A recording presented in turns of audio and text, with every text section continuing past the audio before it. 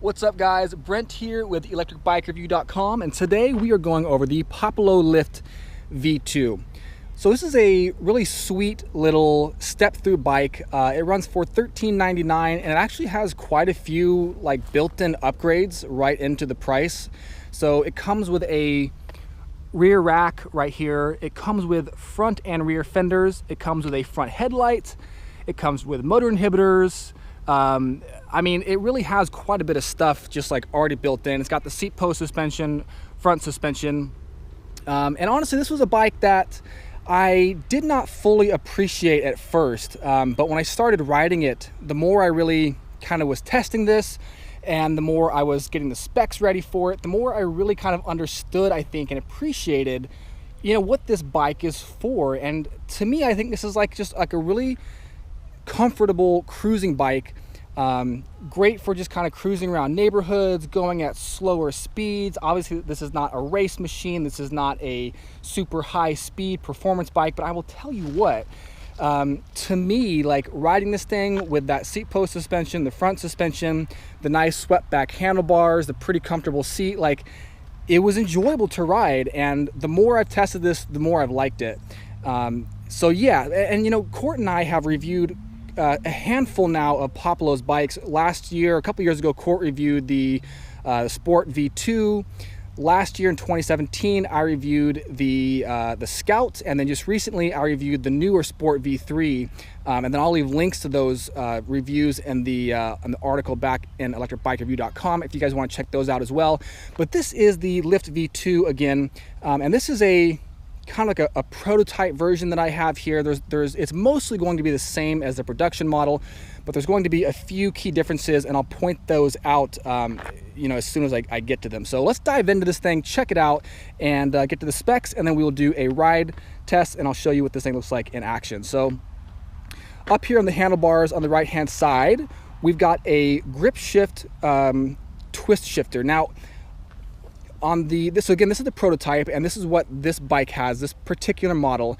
It's got this SRAM Max Comp grip shifter, but on the production model, it's going to have a Revo Shift gear shifter. So a slight difference there, but really it's going to work the same way. You twist this thing up and down to shift gears. It's really simple, really easy, really intuitive, and I think that kind of goes back to just the paradigm of this bike. It's really approachable, just easy to ride. And I mean, I'm not saying trigger shifters are complicated or anything, but they could be complicated for somebody who maybe isn't super familiar with bikes in general. So because again of this paradigm of this bike of just being really easy to ride, I like that they have this twist shifter here. Very cool, very easy to use, and it goes down to the Shimano Tourney 7-speed derailleur back here. This is a pretty entry-level derailleur, guys. As I'm sure you know, the Shimano Tourney is the most entry-level derailleur that Shimano offers. Probably should be fine for this bike. It's got a 250-watt motor, 350-watt peak power, with about 40 Newton-meters of torque. It's really similar, this motor here, to the motor on the Sport V3 that I just reviewed. But I mean, sometimes what I worry about with entry-level derailleurs on electric bikes is is it going to be able to handle, the power coming out of the motor? But I think on something like this, it probably won't be that big of an issue. And since we're down here real quick, I just wanted to point out some stuff here on the chainring.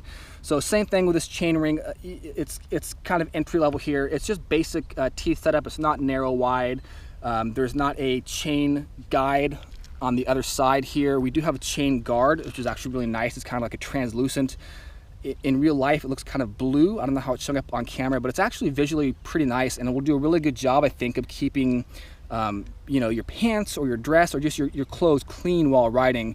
And it might help to keep the chain from popping out this way. Maybe not, it's kind of far away. But again, with 250 watts of power, I'm not super concerned about derailment, but just something that I wanted to point out real quick about the chain ring and derailleur and this whole setup right here.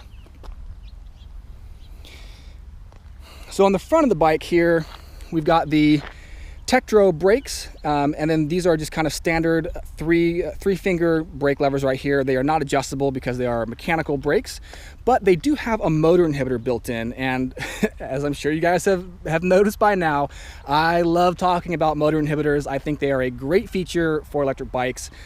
Basically what motor inhibitors do is whenever you depress the brakes, either one, the front or the rear brake, whenever the sensor detects that the brake is actually being used, it's going to shut off power from the motor. So basically what that ensures is that you're not going to be fighting against the motor whenever you're braking. And especially for a bike like this that has a throttle, I think that's kind of a really important feature. Like I always think of, you know, emergency situations, like what if I'm in a urban environment or even like a neighborhood or whatever, like we're talking about, and like let's say a kid runs across the street, you're hitting the throttle and you panic, or I panic and I slam on the brakes and I forget to let off the throttle. Well, thankfully, because of the motor inhibitors, even though I'm still hitting the throttle, it's going to cut power to the motor and it's going to ensure the shortest possible stopping distance, and it could make the difference between hitting somebody and like walking away unscathed. So I always appreciate when electric bikes have motor inhibitors. Always want to celebrate that feature. Down here on the front of the bike, we have a little headlamp. It is adjustable, but it's attached to the arch here of the suspension. And you know, whenever headlamps are attached to the arch on the suspension itself, you're generally going to get a little bit more rattle, just kind of vibration on the headlight itself. If it was attached here on the frame, you would probably get quite a bit less rattle. Again, not really a huge deal, but just something I wanted to point out. And here with the light, technically this does work, but the wire came disconnected, so I can't show this light to you guys on, unfortunately.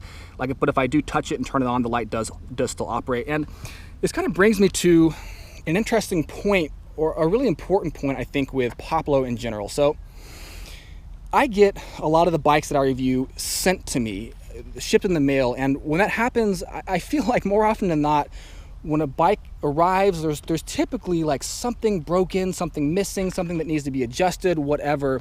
And that's just kind of the name of the game I found when stuff is shipped, when bikes are shipped. Now, the cool thing about Populo is these guys have 95 dealers located around the US. So you can also order these things from the website.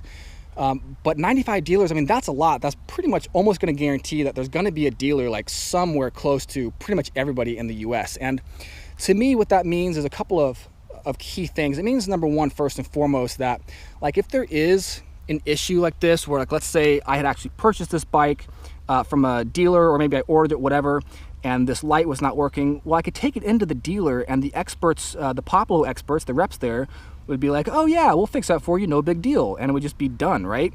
If there wasn't the dealer, you know, I couldn't do that. I could take it into a local bike shop probably, but it may not be from like a certified Populo rep, so there might be an issue there. But another cool thing about having all these dealers is it means that like I could test these bikes, all the different models, before I actually ride them. I could test the different frame sizes, I could check out the different colors, and it's also going to come like pro-tuned from the shop. So like I think that's a pretty cool thing about Populo, and I think that's one of the things that's kind of built into the price of this thing. I mean, $13.99, it's not like a super expensive bike, but it's maybe a little bit more than it would be if this was like a mail order only bike. But you know, having the advantages of the shops, of the dealers, I think it's kind of built in the price, and maybe one of the reasons why it's just a touch more expensive than it would be otherwise. So yeah, so back down here to the front of the bike here. This is the front suspension. It's a Suntour NEX suspension, pretty standard suspension from Suntour.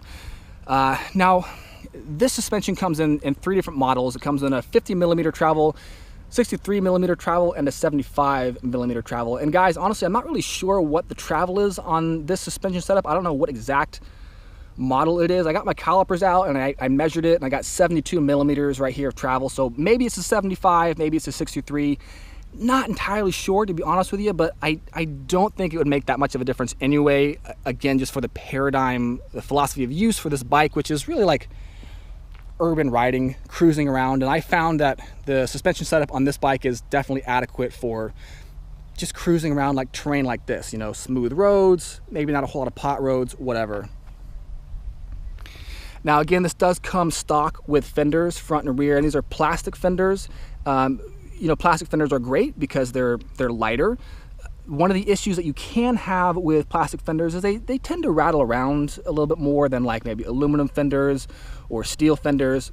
But really though, I did not find much rattle on this, which I was kind of surprised about. This is a pretty quiet bike when it's in operation. There's not a lot of rattling with the suspension, nothing really, you know, jingles around or whatever. It's pretty quiet, so I like that. Down here on the bottom, we've got the 160mm mechanical disc brakes. Now, again, this is the prototype version, and on this version, we've got this kind of, I think it's just like a no-name caliper right here, and really the caliper on this specific bike, my bike right here, the prototype, is really not very strong, but Populo has already recognized that, and they told me they're actually going to be upgrading the calipers on the Lift. So whatever bikes you guys get from the dealer or from online, they're not going to have these calipers. They're going to have an upgraded one, so the braking power should be much more powerful on the ones that you have compared to this one right here. Also, like, I weigh 200 pounds, so it's kind of a difficult judge, you know, for me to do brake tests. I mean, 200 pounds, I typically have like 30 pounds of camera gear with me, so the bikes, they have to stop a lot of weight with me on them, so that is something to consider as well.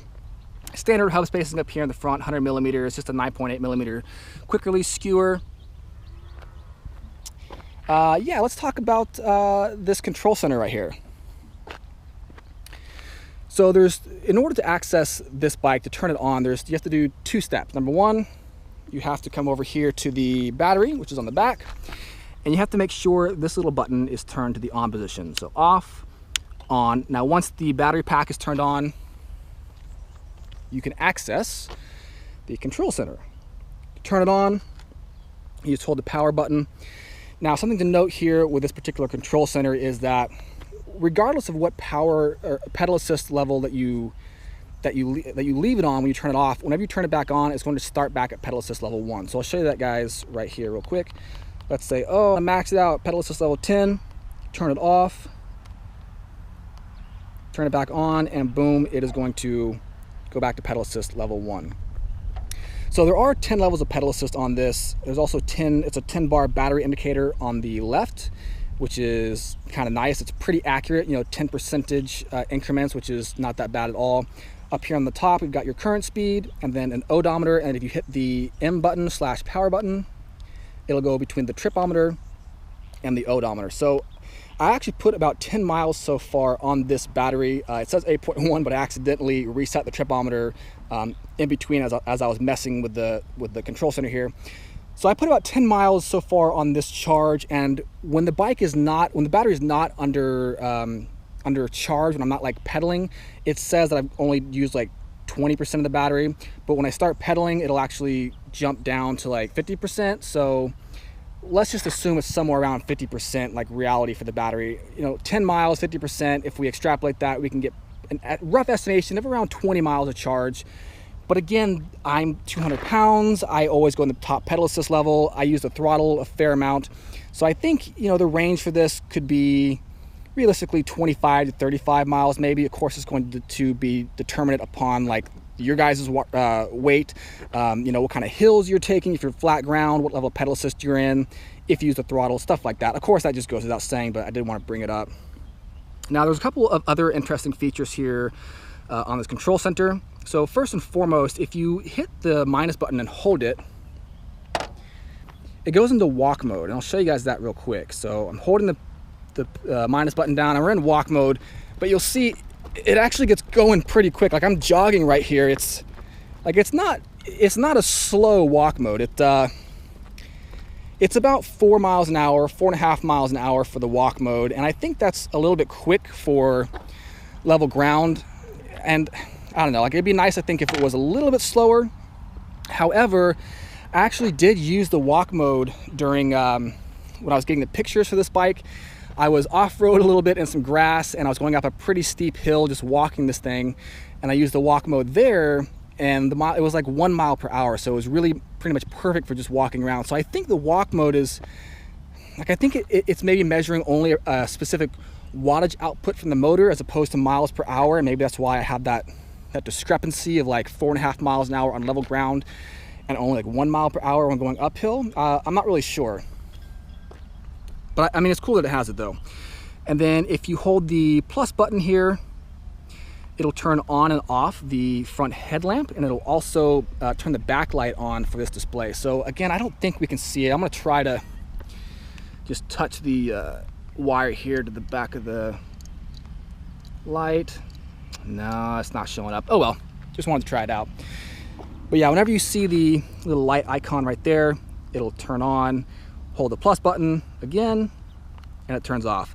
And it's pretty much that simple. You can go into the settings by holding, the plus and the minus button, and you can kind of reset stuff by holding the power button and the plus button. If you hold these things in different configurations, you can access different stuff. But overall, pretty basic kind of backlit LCD display. And this is a fixed display, again, just like the display that was on the Sport that I reviewed earlier. So fixed display, I mean, it means a couple of things. It means it's not going to go anywhere, right? Like it's not going to be moving around on you. You can tighten this thing down. It's going to be really stable. That's nice, but it also means that if you do take this thing to like a public bike rack, if you leave it unattended, like it's possible that somebody else could scratch this thing up while they're like storing a bike next to you. It also means somebody could try to just rip the thing off for whatever reason, maybe steal it, because it's not very easy to take this off. So not a huge deal. I always prefer to have control centers that you can remove just to avoid those potential circumstances. But again, this one right here is not removable.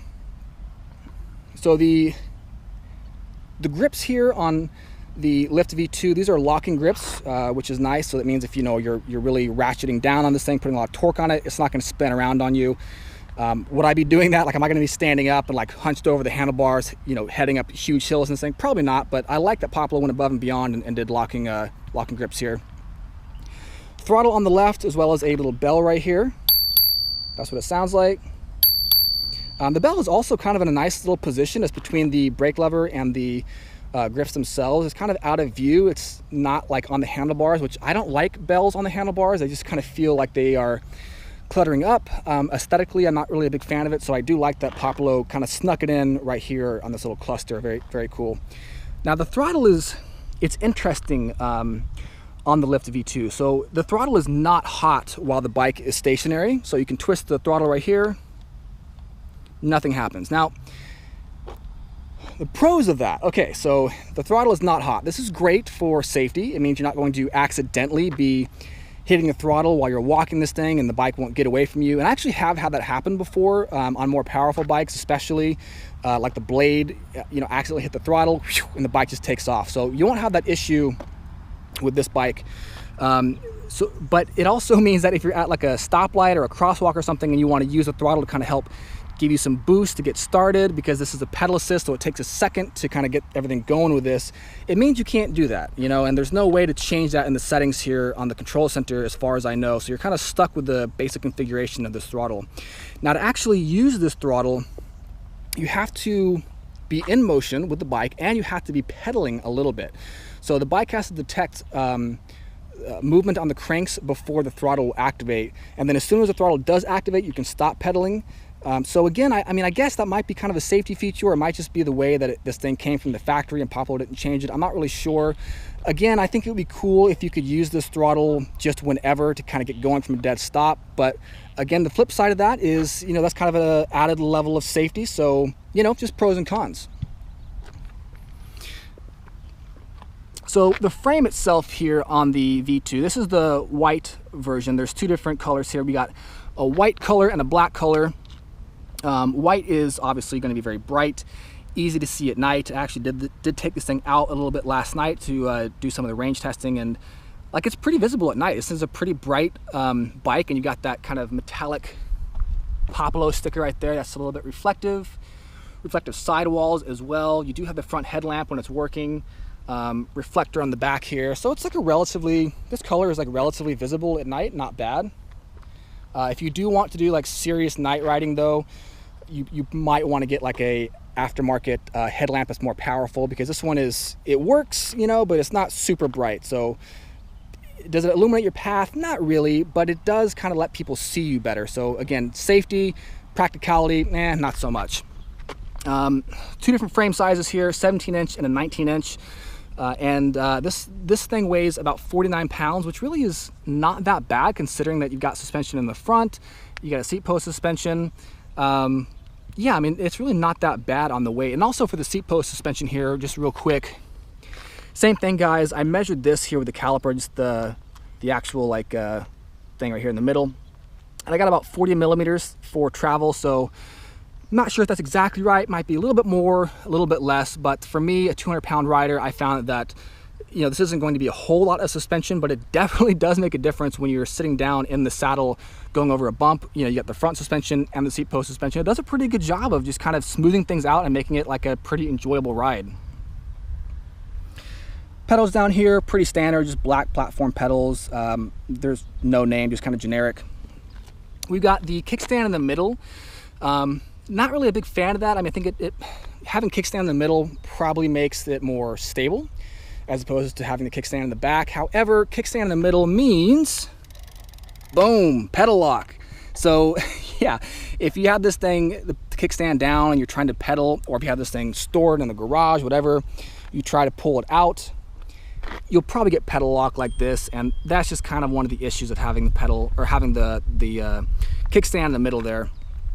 Kickstand is adjustable though, so if you want to have the bike kind of lean a little bit more when you put the kickstand down, you can do that. If you want it to be more upright, you can adjust it as well. Tires on this thing, pretty standard 28-inch by 1.5-inch tires. I don't think there's any puncture protection on this thing, so again, you might want to add some goo, some slime, whatever, just to help reduce the possibility of punctures. They are pretty highly pressurized, about 50 to 75 psi. They got nice smooth tread, so these should be really good for road use. You know, should help increase range a little bit because they are relatively narrow and relatively high pressure. Here in the back, we've got the 250 watt hub, or 250 watt hub motor here in the back. And again, like I was mentioning, this is 250 watts, 350 watt peak with about 40 Newton meters of torque. So again, it's a really similar motor to the one that was on the Sport.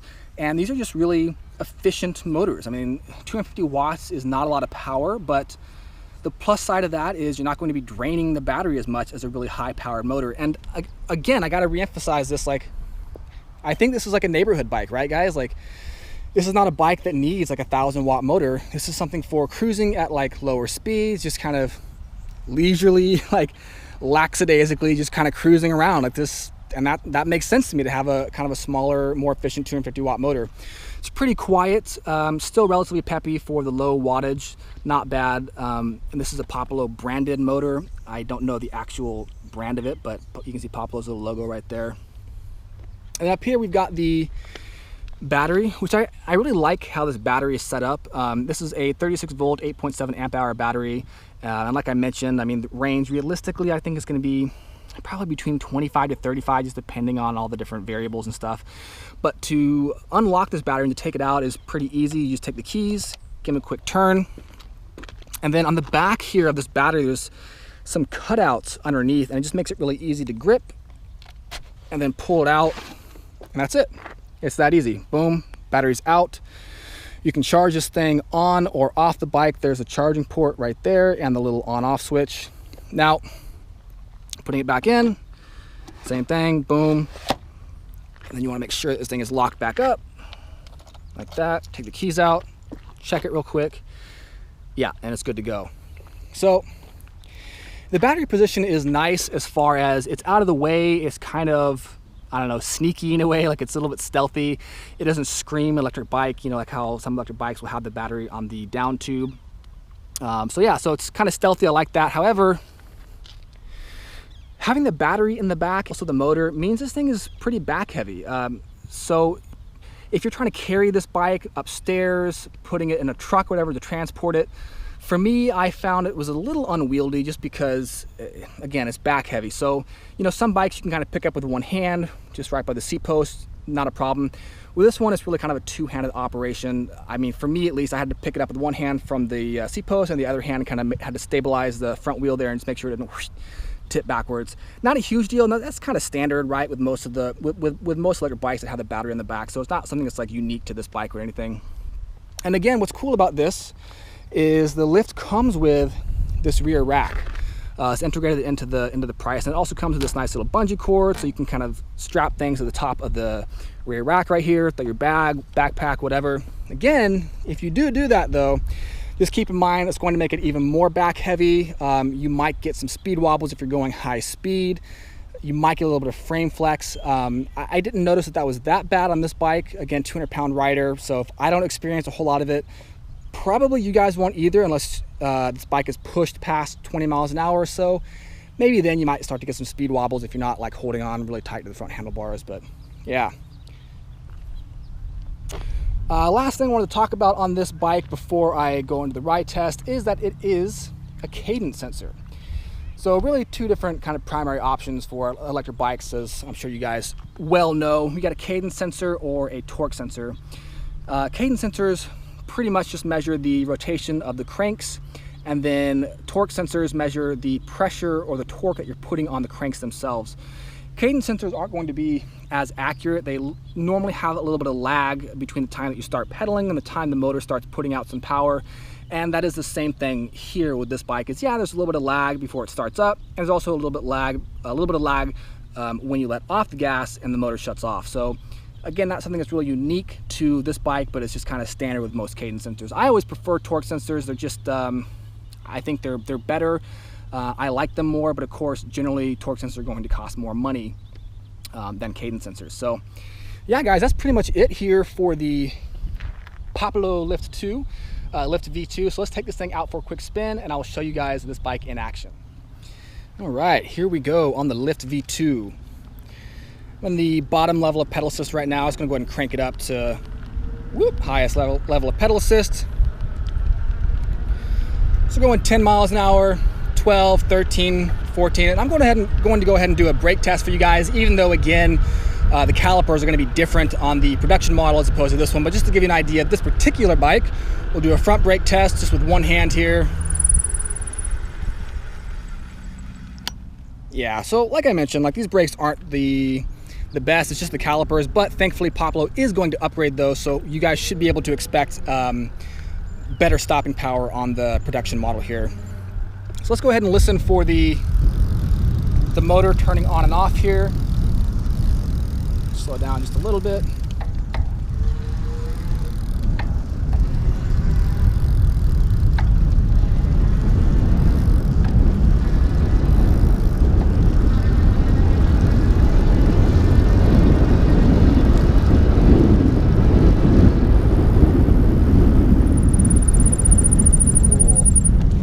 Now I'm going to do the motor inhibitor brake test real quick, so just so you guys can hear that. So the motor's activated, I'm hitting the brakes, still pedaling, the motor shuts off. Activated, hitting the brakes, motor shuts off. So the motor inhibitors do work as intended, very nice. We're just going to keep going here for a little bit, probably turn around real quick, and switch gears for you guys here. But yeah, overall, again, this is just a really comfortable bike to ride. It's just upright position. We've got these kind of swept back handlebars, really comfy. All right, just gonna switch to the gears here for you guys real quick.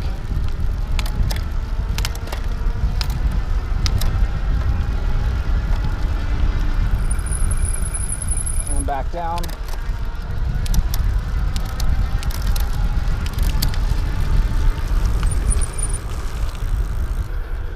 And may as well try a quick brake test here with the rear brake. So we're going about 17 miles an hour, and we'll just do a brake test with the rear brake. Yeah, I mean, it's not even really that bad with these calipers, but yeah. And we'll do a little bit of throttle only here.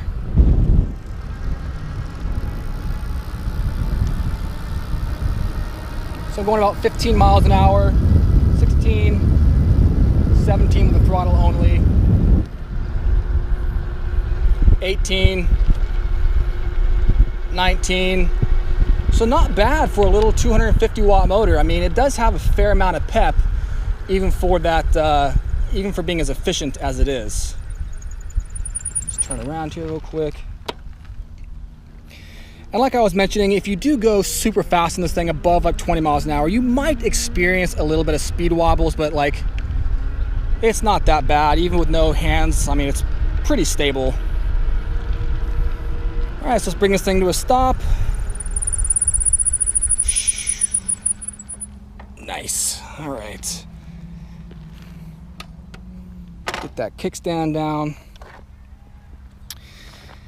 Yeah, so again, just to reiterate, I think this is a really great bike for neighborhood commuting, just kind of easygoing, relaxed riding. It's very comfortable, like I mentioned, because of the seat post suspension, the front suspension, swept back handlebars. It's just like a nice kind of upright, relaxed riding.